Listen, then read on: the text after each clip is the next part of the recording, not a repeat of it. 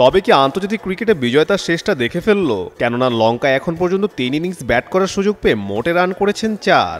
তবে তার থেকেও বেশি বিজয়ের ব্যাটিং অ্যাপ্রোচ নিয়ে হচ্ছে বেশ সমালোচনা। ঘরোয়া ক্রিকেটে রানের বন্যায় ভাসিয়ে দেওয়া বিজয় আন্তর্জাতিক ক্রিকেটে নিজেকে যেন হারিয়ে খুঁজছেন।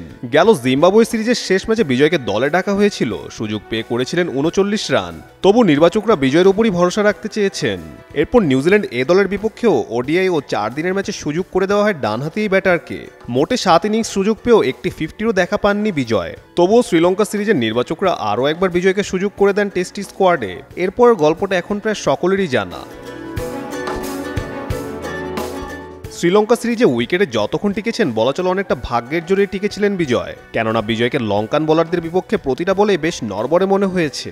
3 ইনিংসে বিজয়ের আউট হওয়ার ধরন ছিল বেশ দৃষ্টিকটু।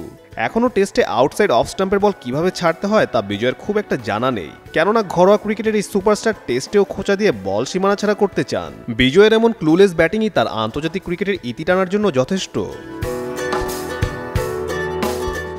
অনেকেই হয়তো বলবে বিজয়কে আরেকটু সুযোগ দেওয়া যেত নাকি। সে সিদ্ধান্ত না হয় নির্বাচক প্যানেলের হাতেই থাকুক। তবে বিজয়ের এমন ছন্নছাড়া ব্যাটিংয়ে জাতীয় দলের পথটা এবার হয়তো দীর্ঘ সময়ের জন্যই বন্ধ হতে চলেছে। কেননা বিজয়ের মতো ক্রিকেটারদের এমনিই কালে ভদ্রে নিজেদের প্রমাণ করার সুযোগ মেলে। সেখানে বিজয়কে এবার মোটামুটি বেশ ভালোই সুযোগ দেওয়া হয়েছিল। কিন্তু বিজয় জাতীয় দলের সুযোগ পেয়ে যেন নিজের স্বাভাবিক ব্যাটিং করাটাই ভুলে গিয়েছেন। কিছু মানুষ আবার এও বলছেন বিজয়ের সমস্যাটা ব্যাটিংয়ে নয়, মনস্তাত্ত্বিকে। কেননা সুযোগ না পাবার ভয়ে নিজের স্বাভাবিক ব্যাটিংটাই করতে পারছেন না ডানহাতি এই ব্যাটার। তবে আন্তর্জাতিক ক্রিকেট দিনকে দিন যেভাবে কম্পিটিটিভ হয়ে উঠছে তাতে এমন অজুহাত কতটা যুক্তিযুক্ত? কাজী সাকলাইন আহমেদ, যুগান্তর স্পোর্টস।